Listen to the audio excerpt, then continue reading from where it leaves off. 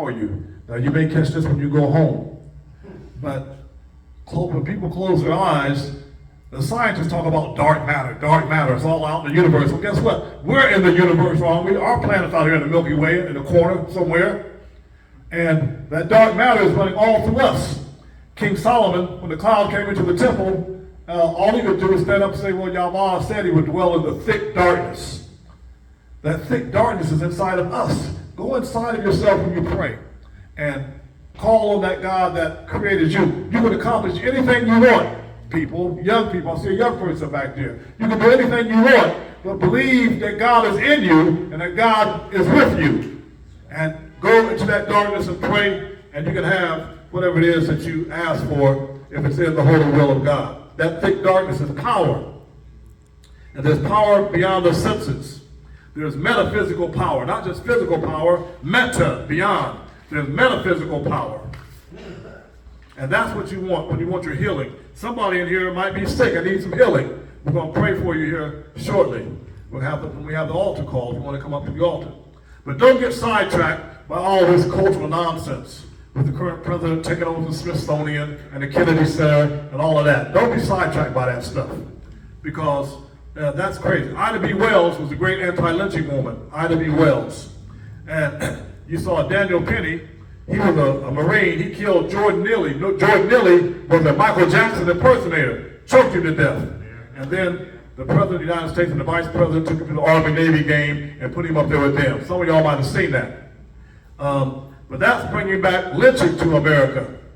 We don't want that. Ida B. Wells was against lynching. The President of the United States currently wants qualified immunity for all the police. That means they can beat you, do you like George Floyd, kill you, choke you to death, and never serve a day. He wants all the police to have qualified, unlimited qualified immunity. That's crazy. That's what he wants. And then when your Social Security checks are slow or don't come, and your veteran benefits don't come, well, your disability, they don't want the veterans to have veterans benefits and disability benefits. Talk about their double dipping. Well, guess what? They're not double dipping. The veterans benefits and the disability benefits are due to the veterans. The veterans deserve that. So that's what we have. So the man in the White House, wannabe dictator, and his hatchet man, the head of Doge, cutting the 80,000 veterans out is something else.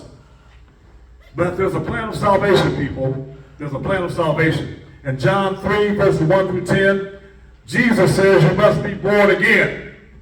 You must be born again. And a lot of you have had born again experiences, haven't you? I know you have. A lot of you have been born again and been saved.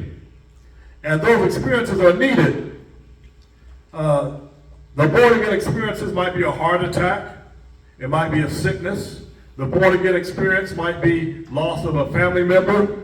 The born again experience might be any kind of experience, even going to a prison, like I did, on a false charge. You're looking at a man who did a life sentence, a statutory life sentence for a crime he did not commit. I had a born again experience when I laid down on the floor and ripped off my clergy collar and laid down behind the judge, Melinda Morris's chamber, and they turned the lights out. I laid down and I said, in the words of Job, naked came I out of my mother's womb, and naked shall I return thither. The Lord gave and the Lord has taken away. Blessed be the name of the Lord. That was a born again experience.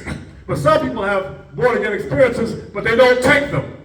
You know, people have had all kinds of heart attacks and stuff to be born again, and then they still won't go to the Lord, won't accept Jesus by any name, Yahshua or any name. Jesus, they won't accept him.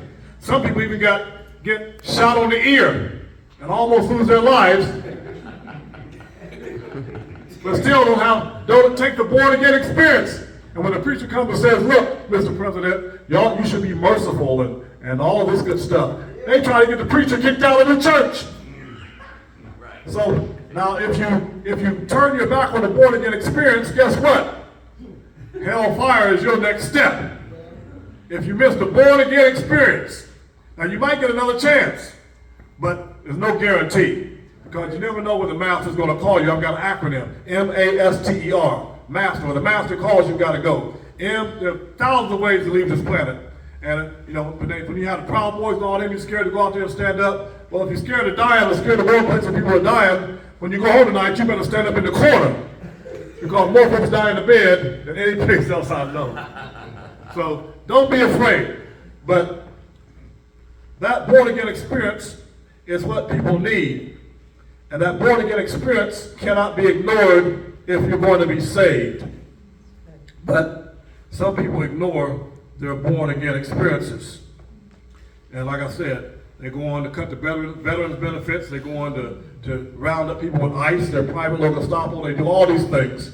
And they are not born again. But they can say, well, God don't make no mistakes. But when you get sworn in, your wife got the Bible. When your wife is holding the Bible, when you get sworn in to the presidency, you won't even put your hand on the Bible. Isn't that something? Now, she's got the Bible right there. You're just supposed to put your hand on it. All the presidents have, except for one a long time ago. And he knows the Bible, won't put his hand on it and swear in. Isn't that something? So, missed his born-again experience, didn't he? Okay. In the book of Matthew, I see somebody going to sleep on me. I got to wake y'all up again. The book of Matthew,